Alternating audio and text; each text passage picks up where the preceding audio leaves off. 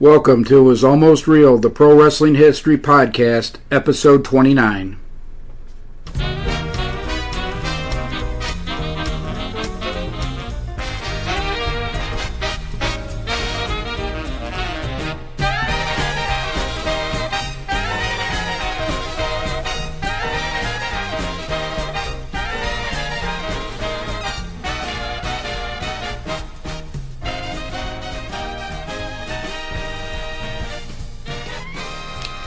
Hello and welcome to this episode of It Was Almost Real, the Pro Wrestling History Podcast.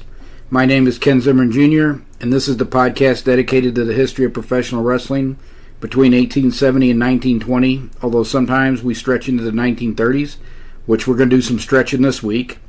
And unfortunately, this week was going to be the week that the prodigal son returned, but my daughter-in-law, in a much more serious note, has a serious family health situation going on.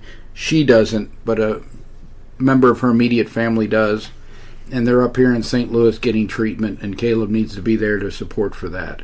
So he plans on being with us for the next episode. But, as I have promised at the last time we met, I am joined in our new $1 million studio by my partner in crime. This is a winging episode, and we're wingers from way back. The grandson of one half of the World Women's Tag Team Champions, the Dangerous Due East Dames of Delta, Dangerous Dan Zimmerman is back in the studio. Thank you for having me again. This is a lovely studio. I love what you've done with the place. I'll tell you, this is the most comfortable chair I've ever had to do the podcast in. So in this episode, we're actually going to review a match from 1930 between Jim Londos and Dick Shikat. And we're also going to review a wrestling match between the Iron Sheik and Mark Lewin from 1976. Actually, you call that a wrestling match? I call it a street fight. Well, a street fight, a brawl. I don't think there was one wrestling move done in that whole match. No. Lots of use of the pencil. Yeah. In a very unconventional way. But the main topic for this episode, I'm actually going to talk about Jim Londos, because when it comes to professional wrestling, he was a bit of a late bloomer. Mm-hmm. And so we'll get into his career a bit. But for an update, Wayfarer in a Foreign Land was released on July 17th, 2023. That's a new book on Sorikichi Matsuda, the first Japanese professional wrestler in America. Right now, I'm taking a month off to wring my brain out, as the great Ernie Ladd would say. And I'm catching up on blog posts, and I'm also doing a little bit of research for my last St. Louis history book, which I have no idea when that's going to come out. And a lot of the reason for that is this last St. Louis history book is a passion project of mine. It's something I want to finish, and it's research I want to get out into the world about Chief William Desmond, who was the St. Louis Chief of Detectives between 1890 and 1907. And he was responsible for the policing of the St. Louis World's Fair in 1904. Besides all his exploits as a detective, he was responsible for catching, or he was one of the people responsible for catching E.E. Holmes, the first serial killer in America. And he did that because he developed relationships with a lot of the criminals that he arrested and interviewed, and because of those relationships, they actually sought him out when they had information on Holmes. So that book will come out at some point in time, but I don't want it to interfere with what I think most readers and most listeners to this podcast are interested in, and that is the combat sports history, particularly professional wrestling of the almost legitimate era. And I have done one book on bare knuckle boxing, and I have at least one more boxing book that I intend to write. We have time for a very short rant. Absolutely, go right ahead. We've got all the time in the world. I don't have nothing to do tomorrow. The bare knuckle boxing thing is what reminded me. Mm-hmm. So there is a gentleman in England. Let me pull the information up on his book, because I highly recommend it. His name is Tony G. And he wrote a book on bare knuckle prize fighting in England called Up to the Scratch. And it is like an encyclopedic coverage of bare knuckle boxing in England, and I highly recommend this book. And I had read it a few years ago, and Tony is researching a book right now, and some of the bare knuckle boxers, because a lot of bare knuckle boxers, a round ended if you could throw somebody. So some of the bare knuckle boxers were as good as wrestlers as a professional wrestler was, and some did cross over into pro wrestling. And he was writing to ask me a couple questions, but, and this is what I'm trying to say, Gmail, get your act together. He will write like 3 or 4 emails, and on like the 4th email, the thread will finally come through on Gmail. It's not in my spam folder. It's not anywhere else that I can find. It's like it's lost out in Gmailverse. Yeah. And it will finally come through my email after he's written me like 3 or 4 emails. Wow, that's crazy. Yeah, he just keeps sending them to me so he makes sure they get there. It's like Yahoo is now. Yeah, I guess they're trying to steal something from them. Yet, there is this spam email list that I'm on for jobs. I was looking for a job last year, so it must have got on one of these lists at some point. Oh, Job Case or Indeed or something like that. But it's neither one of them. It's some clown I've never heard of before. And if I keep getting these emails, I have unsubscribed from the list. I still get them. I have marked them as spam and reported them in Google, and I'm still getting them. Oh, gosh. So if I keep getting these things, I'm just going to go to the government body in charge of dipsticks who can't get the message about sending spam emails. Yeah. But I get these every day. Oh, wow. The email from Tony, he has to send me 4 before I get one. And these idiots are sending you yes, one. And it's one a day. After It's you've unsubscribed and everything for it. Unsubscribed, marked as spam, it still comes through. So, Gmail, get your act together. So, you ready to jump into the main content? Absolutely. Let's go. Okay. So, I shared the match with... There were a lot of shoots that were on video at one time. So, the second Gotch versus Hackenschmidt match in 1911 was on film at one time. Okay. There's a few still pictures running around out there. Most of those are still frames from that movie. Oh, okay. The shot of it. There was video of the Stecker versus Lewis match in 1928 to settle the promotional war. That was a great match. There was video footage of Stecker. These were works. These next two I'm talking about. Stecker versus Zbyszko to finish the double cross, and Lewis pinning Munn to take back his version of the world title because of the double cross. The Munn Zbyszko double cross does not exist on video. Oh, that's a shame. However, there is one video that exists that we're going to review in the future. I haven't watched it in a while, but it's not long because the match itself is like 14 minutes. This is like maybe 3 to 5 minutes. But it's actually Shikat when he shot on Dan O'Mahony. Oh, okay. Went into business for himself and took the world title. Oh. So that's one of the few shoots that really exists. So, and we'll get into Londos in just a second. The reason I bring that up is there's lots of films of Londos from the 30s, but these are all works. Yeah. They look like contests. And they were capable of fooling most people because they do, and both Londos and Shikat were hookers, skilled submission wrestlers. Londos was not on Shikat's level. Londos was not on John Tigerman Pesik's level. He wasn't on Ed Strangler Lewis's level, but he was a hooker. He did learn wrestling in the carnival. Well, and the thing that got me is when I first viewed this match from 1930 in Madison Square Garden, a big audience, I was fooled until I talked to you the other day about it, and you said, well, it looked like a real match, didn't it? I didn't know it was a shoot. So yeah, it was a work. I mean, a work, yeah. Yep. I didn't know it was a work. I tell you, because like you said, it was all grappling. Yep. There was not this high-flying acrobatics that we see now from the likes of Ricochet and some of these other wrestlers in the promotions.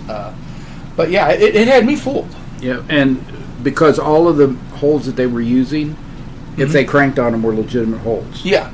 They could have turned all of those into legitimate holds. They just weren't cranking them. Yeah.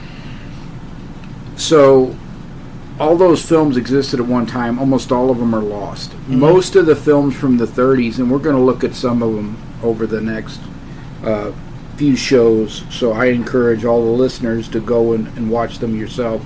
They're almost all available on YouTube, but what you have to understand when you look at these, even the Shikat shoot, these are all severely cut down film versions. The match, so that match with Shikat went almost 2 hours. What we have on video is 14 minutes. Right. And that's one of the things I want people to realize when they go and watch this. You're getting a much cut down version. Most of the matches back then went 2 hours. And they went 2 hours for a couple of reasons. One, people were used to legitimate contests that went a long time.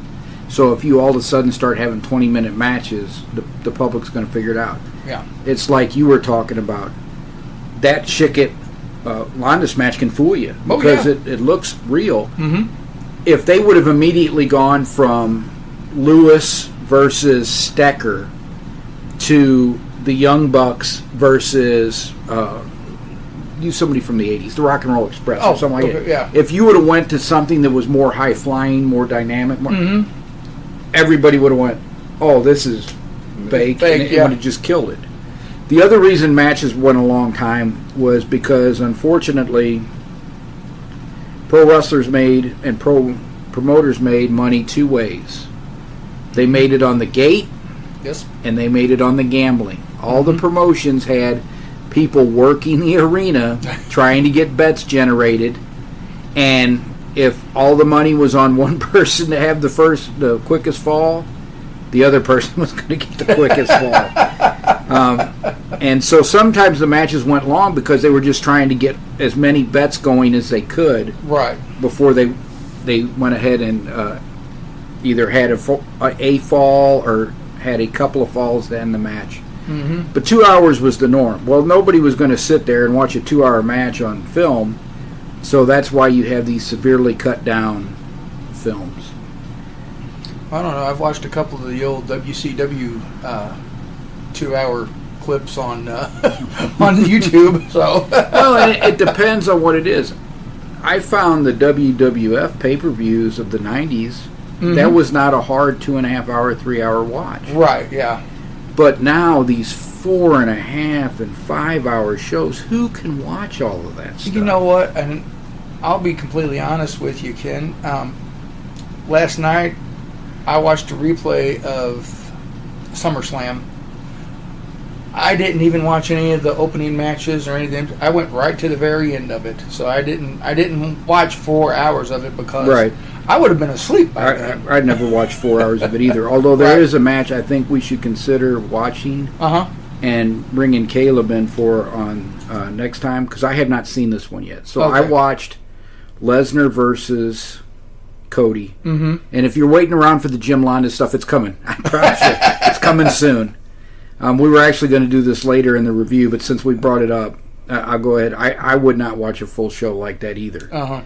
So I watched the Brock Lesnar-Cody match, and as I've said in previous shows, I have never seen Cody as the person to end Roman Reigns' streak, but I have to change my opinion about him a little bit. He did an outstanding job of making something that I think looks ludicrous.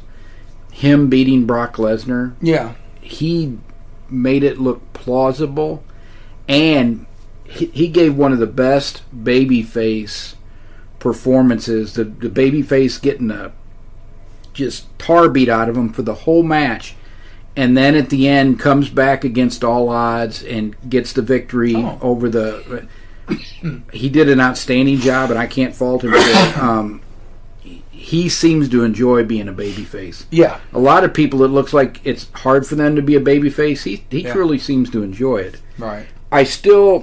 I'm not there yet with him being the one to end Roman Reigns' streak, but I can see it more than I could have seen it before this match with Brock. So maybe WWE did what they were supposed to do. Yeah.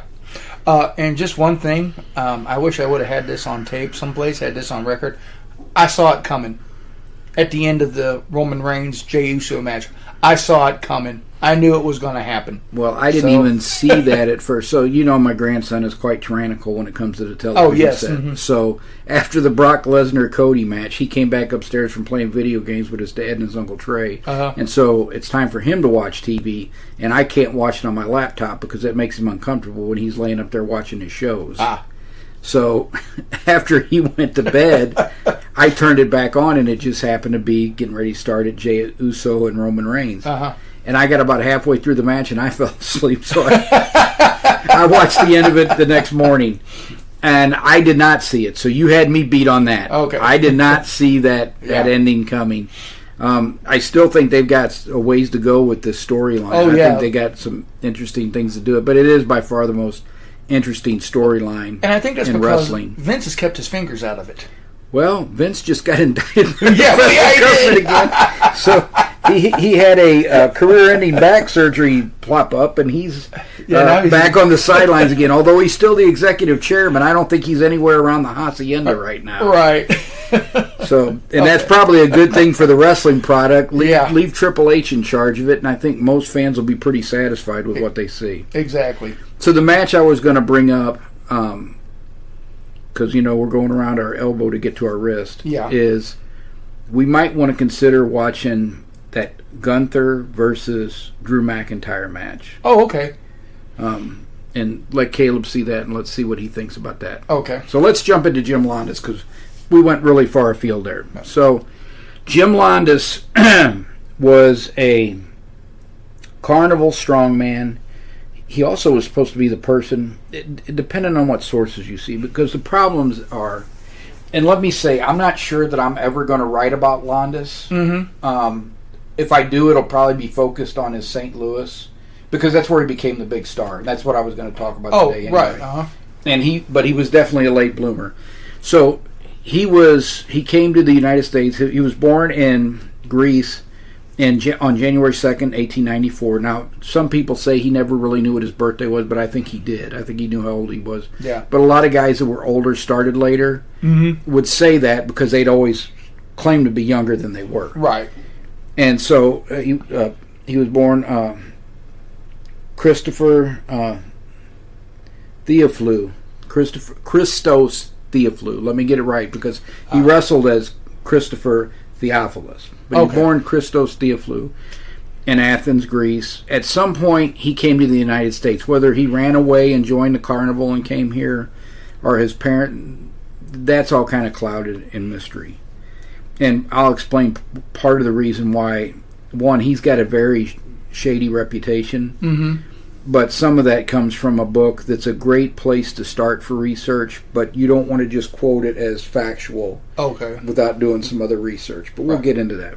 So he comes to the United States around the age of 13, and by 1912 he's definitely in the carnivals, and he occasionally wrestles as the Greek painter Christopher Theophilus. And sometime in the late teens or early 20s, taking his name after Jack London, he becomes Jim Londos, the Golden Greek. And you can't tell it in that video we watched, because he was 36 years old at the time. Right. He had a fantastic physique. When he was younger, and a really handsome guy. And his hair has gotten darker and he looks a little older. But when you see him in his 20s, he's the typical blonde hair, Greek Adonis. Gotcha. He used to pose for art classes and stuff. And so he was originally a strong man, and he was the guy that would catch the acrobats in the Acrobat Act. But he also started learning catch wrestling from the carnival wrestlers, because they all knew catch, because in case the promoters weren't in the business, circus promoters weren't in the business of losing money, so that's why they learned how to submit people. And if they got somebody who was a very good shooter, a very good wrestler, they'd put one of those subs on them they hadn't seen before and hurt them, so they wouldn't lose their money in the challenge matches. Right, exactly. So he picks up and he's good enough that when Lou Thez is in his 30s and he is in his early 40s, Thez was supposed to wrestle Londos in St. Louis. Oh, okay. And George Tragos, Thesz's trainer, said absolutely not. Oh, okay. And the reason he said that was Lou Thez was not the Lou Thez he would become in just a few years, training with Ed Strangler Lewis and Ad Santel in San Francisco. Okay. He was still a pretty skilled wrestler, but he was green. And he didn't know as many submissions as he would come to learn, put that double arm wrist lock on you. Yeah. And Tragos knew that Londos knew that Thez was going to be a huge star. Uh-huh. And he said, he'll try to hurt you seriously. Oh, okay. So he was a good enough hooker that Tragos didn't want Thez messing around with him. Mm-hmm. And the man who invented the Lou Thez press was... So around that time he becomes Jim Londos, John Contos, Greek businessman in St. Louis, starts promoting wrestling. Okay. And he's the first that I can find real established time promoter. There was pro wrestling in St. Louis before that. Oh yeah, but it was normally promoted like by the West End Club or the Turnavarian Halls or whatever. Oh, okay. And the managers and wrestlers got most of the money most of the time. But this was the first serious, dedicated local wrestling promotion, and it was started by John Contos. Oh, okay. John Contos had a nephew named Tom Pax. Mm-hmm. And in 1924, Contos decides to leave St. Louis to be Dan Kolov's manager. Dan Kolov is a wrestler from what is now Bulgaria. I forget what it was back then. Okay. And he came to the United States. He starts wrestling professionally. Contos sees that he thinks that he could be a world champion. And so he starts managing Kolov and gives the St. Louis promotion to his nephew, Tom Pax. Okay. Londos had already been in town for a couple years, had already started to become a star in St. Louis. Local businessmen offered to set him up with his own gym. Oh. But realize, in 1922, he's already 28 years old. Right. So he's, in wrestling years, he's getting up there. Right. And so by the time 1924 comes along, he's 30, and he's just now starting to become a star. Right. Mm-hmm. And over the next 6 years, outside of the traveling world champion like Ed Strangler Lewis coming to town, he is the biggest attraction in St. Louis. Oh, okay. And Tom Pax would be his business partner and promoter for most of his career. So whenever they would have these falling outs amongst, Jack Curley and Pax was always aligned with Londos. Okay. And Londos develops his wrestling style and everything here in St. Louis. Mm-hmm. By the late 1920s, the early 1930s, he is the biggest star in professional wrestling because he can wrestle. He looks good. People don't know how old he is, and so from 1930 to the early 40s, so he's in his mid 40s. Yeah. By the time his star starts to wane. He is the biggest star in professional wrestling by far. Mm-hmm. In 1934, now, one thing to note that is true for sure is Ed Strangler Lewis hated Jim Londos' guts. And I think Ed Strangler Lewis hated everybody's guts. No, he had a few people he liked. He liked Thez. He got along with a lot of Ray Steele, who was Londos' policeman. Mm-hmm. Lewis liked him. He just couldn't stand Londos because he thought Londos was a fraud because Londos would never get in the ring with Lewis in a shoot. Yeah. It always had to be a work. And he lost all the matches against Lewis in the 20s. Lewis had beat him throughout the 20s. Right. In the 30s, he becomes this huge star. He's beating everybody. Well, now they're like, we need to have Lewis put him over to make him this huge star because everybody knew Lewis beat him like a drum in the 20s. Right. Because Londos was not going to get near Lewis in a shoot. As a matter of fact, one of the more famous stories is before that 1934 match with Lewis in Madison Square Garden. Mm-hmm. He was supposed to wrestle a contest with Lewis to settle a promotional dispute, but he was not going to get in the ring with Lewis. So Ray Steele got in the ring with Lewis to settle the promotions. One of Lewis's more famous contests. Well, Lewis always wrestled barefoot. Yeah. And the soles of his feet were like leather because he wrestled barefoot. Ray Steele did not. So Ray Steele was not used to those canvas mats. Oh, okay. And that must have hurt. Lewis, like yes, devil. Lewis, who likes steel, Mm-hmm. told him. I won't say what he called Londos all the time because it has some racial overtones to it as well. But let's just say that he was very uncomplimentary to Londos and told Steele, he's giving you bad advice. Steele ignored what Lewis said and said, let's just go on with a match. Well, 30 minutes into the match, because they're bullying each other around, Yeah. Steele's feet are all torn up, they're bleeding. Oh, I'm sure. And Lewis says, Ray, do you just want to end this? And he goes, yeah. He goes, then just punch me. So Steele punches him. Well, the referee, who knows this is to settle a promotional award, normally that's automatic DQ at that time. Yeah. You know, in modern days, you could punch him 100 times. People count it. But he doesn't disqualify because he knows it's a promotional war. So Steele punches him again. And the referee's still standing there. And Lewis said, for crying out loud, would you DQ him so he don't hit me again? I guess the referee was confused as everybody. He was. But that's not all. That was so confusing. Everybody's looking in the ring to try to figure out what was going on. And Curly was on one side of... he was backing Lewis. And so this Curly is sitting in a wheelchair because he was older and he was having health problems at this time. I think it was 32 they had that contest. So this young wrestler who's aligned with the Londos faction thinks that there was some kind of dirty going on between Ray Steele and Lewis and that Curly paid Steele off to give.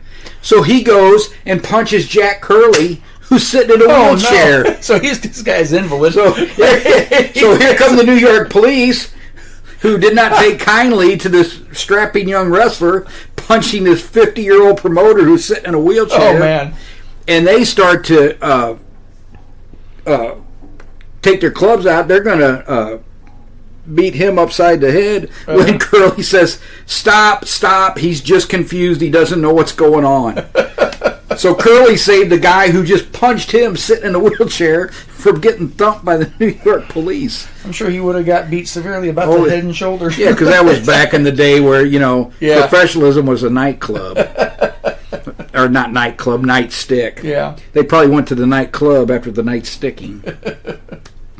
So, Lewis hated Londos with a passion. And Londos knew it. And Londos knew he stood no chance against Ed Lewis in a shoot. Right. So he made Lewis and Toots Mott, who was Lewis's old training partner, he was his business partner for a while, and they always remained friends even after the Goldust Trio broke up. Oh, yeah. So Mott is the one that approached Lewis about giving the victory to Londos because they had been feuding, but now they were back together. Right. In a combination. That's when they froze Jack Pfeffer out and he went to the newspapers and exposed pro wrestling. And Lewis agreed to do it, but Londos would not get in the ring with them. He was still scared. Until Mott and Lewis put up $50,000 in 1934. Man, that was a ton of money then. To promise that he would not shoot on Londos. Oh, wow. And then Londos got in the ring with him. And they drew 34,000 fans to... it wasn't Madison Square Garden. It was the ballpark. 34,000 wouldn't fit in MSG. It was... They wrestled at the ballpark. In New York? Yep. Ebbets Field? It was probably where the Yankees played. It had to be where the Yankees played. Well, I think they played at Ebbets Field. Well, then that's what it was. Okay. Because it wasn't Brooklyn. Where did the Giants play at? You're probably right. It probably was Ebbets Field. I was trying to think. It was at a ballpark because the 34,000 wouldn't have fit in MSG, and they drew 34,000. That was the first 30,000 plus crowd that had been drawn in the United States since and that we're first. looking at the Depression era. Yep. People didn't have a lot of money then. Yep. And and Londos routinely drew in the 20,000s. Yeah.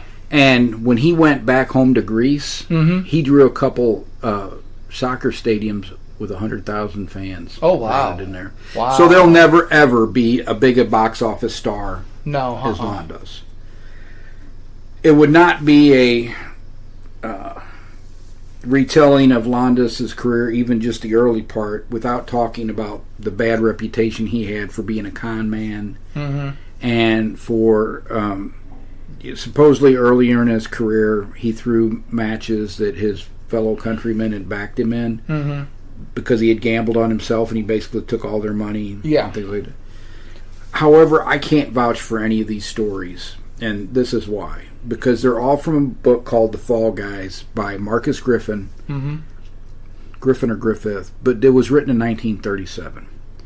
And when I read it the first time, I knew that he had a journalism background. Yeah. So I thought, oh, how did this newspaper reporter get this much inside information back in that era? I mean, that was kayfabe to the 100th degree. Oh yeah, that's where those guys, they traveled separately and. So, but I found out reading Lutez's autobiography, Hooker. Griffin worked in the Buffalo promotional office. Okay. And he had a lot of associations with Jack Curley, who is the New York City wrestling promoter. Right. So some of the older stories in his book came directly from Jack Curley. Oh. But you're talking about, Curley's talking about things that happened 30 years before that. When he was younger, he's an older guy now. Yeah. Memories aren't what they were, and it's very, very difficult anyway in professional wrestling to separate fact from fiction. Right, absolutely. But the stuff with Londos was more contemporary, but the problem I have, number one, I've used Griffin as a starting point for my research a lot of times, and I have found lots and lots and lots of factual inaccuracies in the book. And I think part of that is because his purpose in writing that book was to make professional wrestling look bad. He had been fired by the Buffalo office. Oh, that's why. He was ticked off, and he wanted revenge. But the funny thing is, he didn't release that book until after Jack Curley died. Well, imagine that. So that makes me think he was worried that Jack Curley was going to do something if he released that book. But after Jack Curley dies, he releases this book, and he had written it. And I mean, he makes fun of pro wrestling in there. He calls them the pachyderms and makes fun of the acting. And he every salacious story that he's ever heard, he produces in this book. And then you go and you actually do the research, and it's like, well, that's not exactly how it happened. And you know, so you have to take some of the stuff in that book with a grain of salt, and you just can't talk about the things that he puts in that book as if they're gospel, factual things that happen. You've got to kind of look at it. So until I've researched Londos a lot more, and like I said, the only thing I'm really interested in is St. Louis stuff in the 20s. I don't venture that far out into the 30s because my interest is still primarily shooters, hookers, and contests where I can find them. Right, absolutely. I can't say that the portrayal of Londos, the way he's been portrayed, is true. I wouldn't feel comfortable saying that those stories about him are true until I saw something. I'm very comfortable in saying he was afraid of Lewis. Oh, yeah. Yeah, I'm very comfortable in saying Lewis hated him based on all the circumstances. Right. But whether he was this horrible person, and one of the reasons I say that is because when he died, there were lots of obituaries written about him. He married a girl from Clayton, and they moved to California. That's where he died in 1975.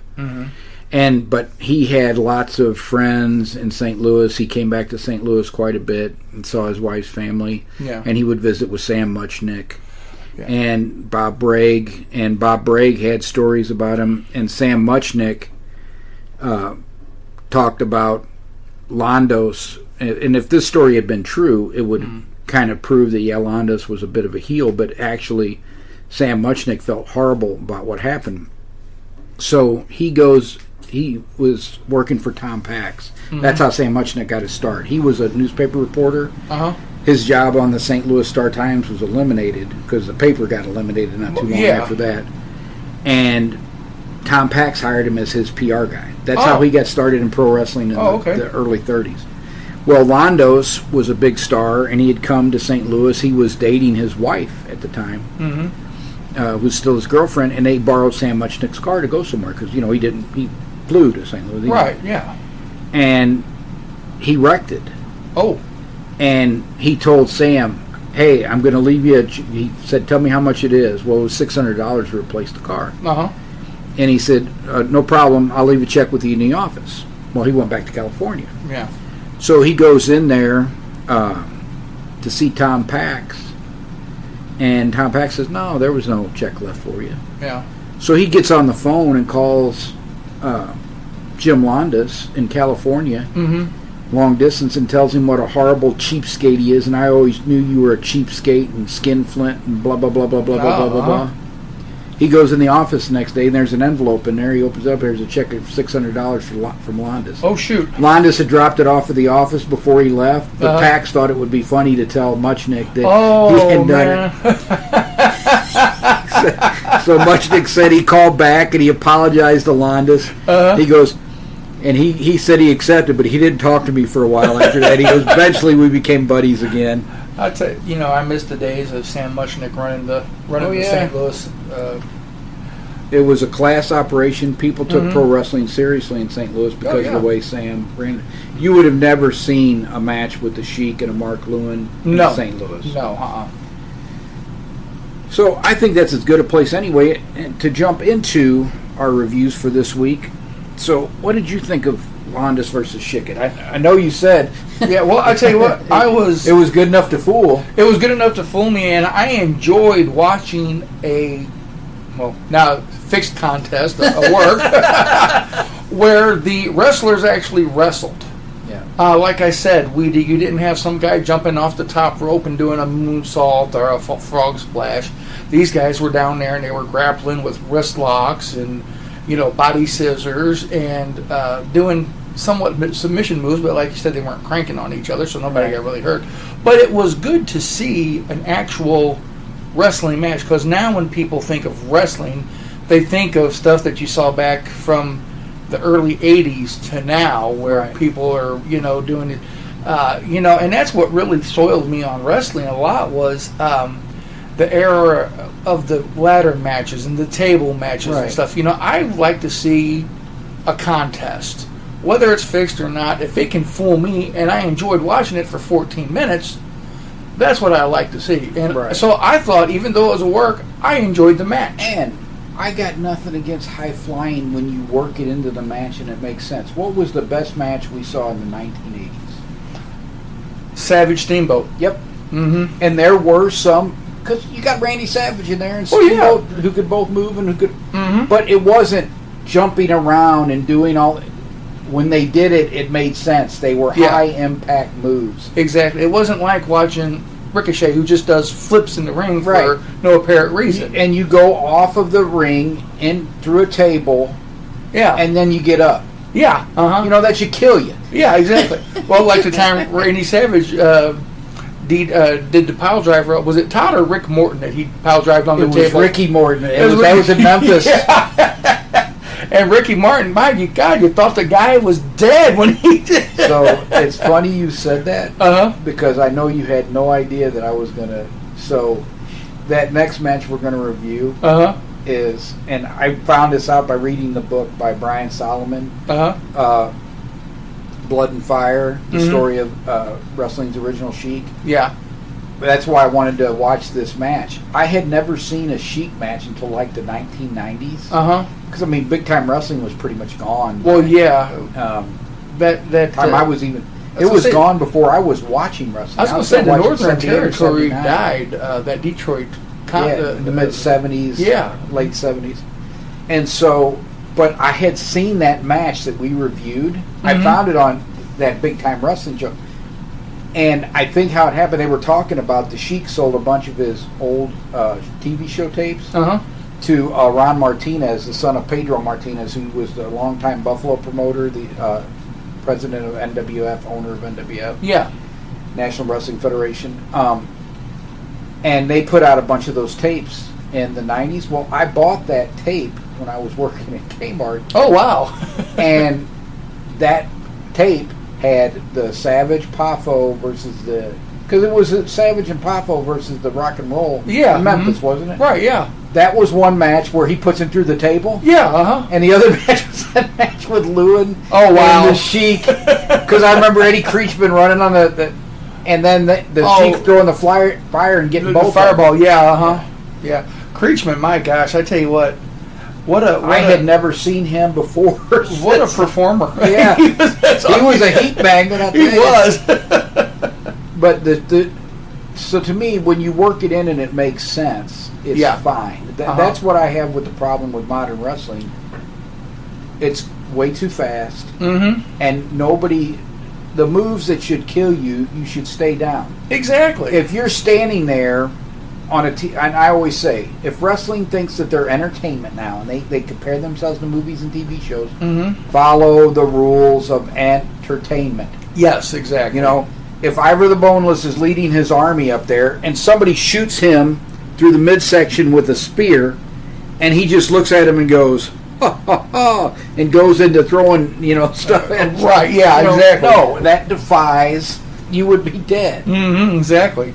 And one of the other things I said is this constant winking at the camera and breaking character in wrestling now, too. Yes, yeah. How many people would ever come back to watch the Vikings show? I always come back to Vikings because it's one of my favorite historical dramas of all time.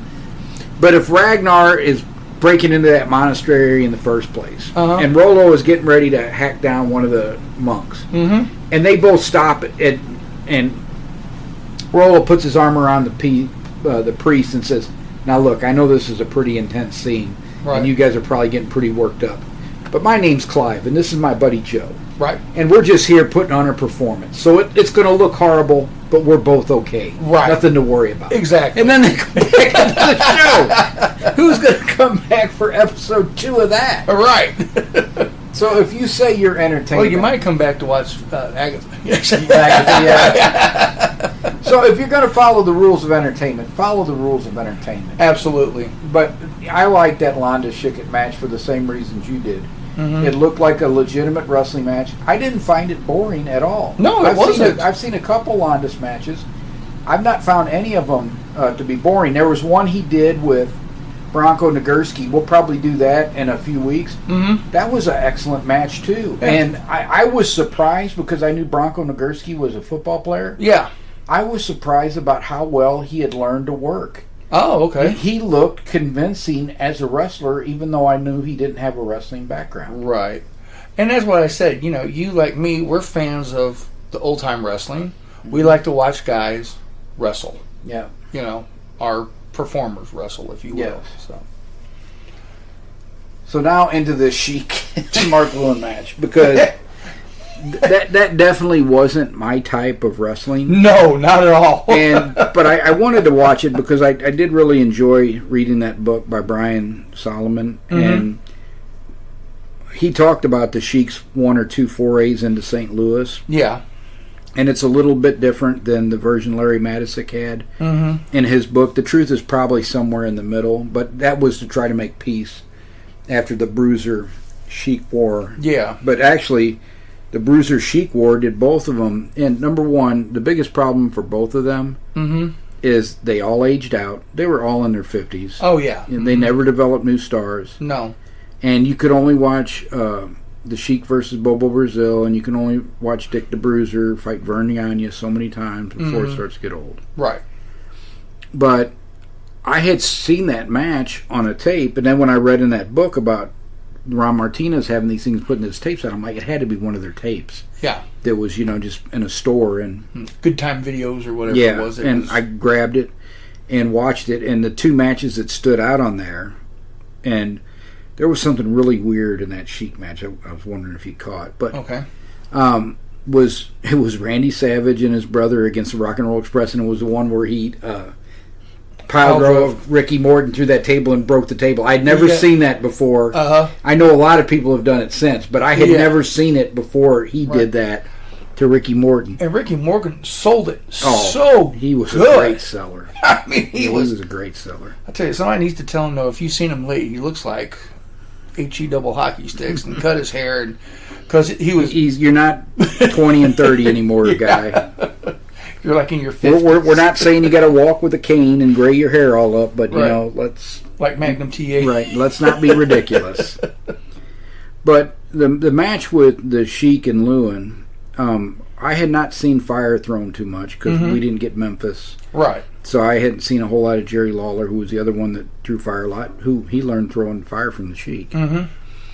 But when I saw the first time I saw the Sheik, I wasn't very impressed. But you're looking at the Sheik when he's 49, almost 50 years old. I did look around and I found some stuff of him in the 50s. He was a scary dude. Oh, okay. If he went through the crowd, you'd get out of his way. Yeah. he definitely was a scary guy. But at this point in time, he's 50 years old. He looks older, actually. Lewin is still a muscular freak. That guy's in his 80s now, and Kevin Sullivan says he can still squat 400 pounds. Gosh. Yeah, so the guy's a freak. Yeah. But that was not my type of match. You said there wasn't one single wrestling hold in it? No. But here's the thing that I found the weirdest part of that match. Do you remember when Lewin went out into the crowd and was supposedly staggering around there? Yeah. Did you see him grab that fan? Yeah, the one in like the almost like a cable knit sweater looking. Yes, I saw that. Grabbed him by the throat. Right. And it looked like when he first staggered out into those chairs, that there was a woman on the side of that guy, and it looked like he was kind of trying to hold Lewin up so he wouldn't fall on his wife, girlfriend, whoever was behind him. And I don't know if Lewin thought that the guy was trying to wrestle with him or what was going on. He kind of spun him around, was choking him. Yeah, well, it looked like the guy was trying to help him more than hinder him. I was like, what the? Well, I won't say exactly what I was thinking in my mind, but it's like, why is he doing this? Why He's the baby face. Why is he choking a fan? So I saw, and then after he gets done choking a fan, the cops kind of pull him away and everything. Yeah. It doesn't look like they were arresting the guy. It looked like he was trying to, one, help Lewin, and two, protect his wife or girlfriend from Lewin falling on him. And he just kind of spins him around and is choking him when the cops separate him. And then he kind of staggers around in the chairs, and the fans are, getting away from him, Getting away from him. And I'm like, that's a heel thing. Yeah, that's Bruiser Brody and those guys going out in the chairs, and the fans like, ah! Yeah. And he would become a heel later, but he was supposed to be the baby face here. Yeah. I'm like, boy, Detroit is rough. I've heard it's rough. When you go out the baby face choking the fans. Yeah, that was pretty bad. That was, and then it was the exchange of a foreign object, and they punched each other with it a bunch of times. Eddie Creech, kept on trying to interfere in the match, and when he got up on the apron when Lewin got that pencil. Oh, yeah. Just ran down the side of the apron in a panic. And when they was pulling, like doing a tug of war with him, Sheik was trying to pull him away, and Lewin had his leg. It was entertaining, but it was not my type of wrestling match. It was entertaining for all the wrong reasons. Exactly. You're going, why is the babyface choking the fan? Right, exactly. And, that's rough. Usually the heels got to fight their way out, not the babyface. Although, I'll tell you, the Sheik was brilliant as a heel in one respect. He threw that fire. Yeah. And that distracted the fans because Creechman got it and Lewin got it. Oh, yeah. And Creechman hit the ground and Lewin hit the ground, and, everybody came out to tender. Yeah. That was a title match and a loser leave town. So Lewin was the U.S. champion. Lewin lost the title and had to leave town. That was normally riotous conditions. And you saw when he threw the fire and it got Creechman and Lewin, it distracted the fans because the fans were like, oh, Creechman's hurt. Yeah. And Sheik grabbed the title, went right out between the police and out of there. I'm like, now that's a guy that's a brilliant heel. He's done this before. Yeah. He knows I got to get out of here quick. Well, it was just like that night. And nobody wanted to beat up Creechman because he just got fire in his face. Right. That was just like that night that Arn Anderson and Ric Flair turned on Dusty Rhodes when Dusty Rhodes was getting his tail whipped by the Russians. The fans almost did not let them out of the cage. And Arn Anderson said, finally, they were able to get the cage door open, and they just headed for the back. They said they got punched and kicked. Oh, I bet they did. And the big thing was, don't go down, because if we go down, they're just going to swarm us. You know, if they're just punching and kicking us as we're running, we can get out of here. Right, yeah. But he said that was the scaredest he ever was. He thought he could lose his life that night. And Ole had been stabbed before. Oh, yeah, Ole had been. Well, Ole is a... So, you know, he had to be scared. Now, Ole will tell you that he got stabbed because he did the wrong thing and went out after a fan had hit him or something. Mm-hmm. And it wasn't a fan that hit him. It was an old guy with a knife that got him. And, Ole was a hothead, though. He was, and he said he made a big mistake. He should have never went out into the fans. He got hit, and he got mad, and went after the guy that hit him. And they said, an old man, they said, you had to watch those old men with pocket knives at wrestling matches. He's the one that got Ole. And there was a nurse that always went to the matches. She always went to the Fan Fest, too. She died of cancer or COVID, one of the 2 years ago. But they knew her. She saved Ole's life. She got and put direct pressure on him until the ambulance came. And they said, had she not done that, he would have died. Oh, wow. Did he nick his femoral artery, or? It got something. Okay. I don't think it was, I think it was in the guts. Oh, or in the something guts? like that. Oh, okay. Yeah.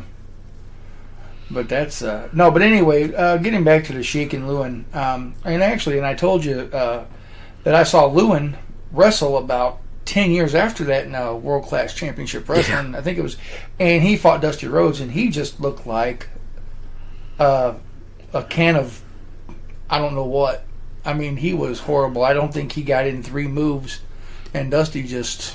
And you know, gosh, at that point in time, he still looked great. He had a great physique always, but he must have been 50-plus years old at that point. He was just there for that TV taping. I think he was in his early 50s in the mid 80s. He might have been, yeah. But like I said, I'm sure he was just there for the TV taping, so Dusty Rhodes could be on TV and all of his. But but Lewin, that Lewin Sheik match was. I think that's more for an MMA. I don't know. I've never seen anything like that in MMA. Guy throwing a pencil in the ring. Right. So I guess if we had to say, we recommend Londos versus Shikat, but we're not going to recommend the Sheik versus Lewin. Find something else. Yeah. Unless you are a fan of some ECW or something like that, you might appreciate it. Because there was blood. Yeah, there was lots of it, but it was not my cup of tea. That's not what we grew up in St. Louis. So, and if you want to see a good match, go watch Harley Race wrestle anybody. Yeah. Or watch Ric Flair wrestle anybody. Yep. And you'll see a decent match. Yep. So I think we just beat those matches to death. That was some hot stuff, though. So I already know what I'm going to write my next book project on, and it's about one of the more famous professional wrestlers, legitimate professional wrestlers of all time. And it's going to be focused on his early career, because there's not a whole lot been written about that. It's been more when he became a star in the 20s. And there's a lot of misinformation out there I've seen. So I want to correct that. So I will probably talk about that for the topic for the next podcast. And we will review an older match. Maybe we'll do Shikat versus O'Mahony. Okay, that'd be good. And then we may watch something modern, but watch something modern that could probably translate to any era, and that would be Drew McIntyre versus Gunther. Okay. So, the one thing McIntyre does is he does do that. I hate when he does it, because a guy that big, I'm always worried he's going to get hurt. Yeah. Does that dive over the top rope and flips and turns around? Yeah, the suicide dive or whatever. But Wild Bill Longson would do that running jump over the top rope and catch it on the way down and stuff. So, and I think that match might hold up in any era. So we might give that a look. Well, there's 2 big men, and they, they're wrestlers, but they're not over. What's the word I'm looking for? They're not overly flippy. I guess so. They don't use, if they use the top rope, it's because it needs to be used. Great Muta was one of my favorite wrestlers, but he didn't go out there and just do constant flips and turns. Yeah. And there was a reason for what he was doing. Yeah. Especially when he kicked crap out of Von Erich. Oh, you're thinking of Kabuki. Oh, Kabuki, yeah, not Muda, sorry. Kabuki got tired of getting stiff. Yeah. Those guys could take it. Yeah, they could. All right, so I think that's it for this episode. Thank you for joining us in our winging episode, because we were winging this one. We sure will. But we're wingers from way back. Yep. So next time, the prodigal son should rejoin us, and we'll talk about some more historic wrestling. Until next time, take care, everybody. Bye-bye.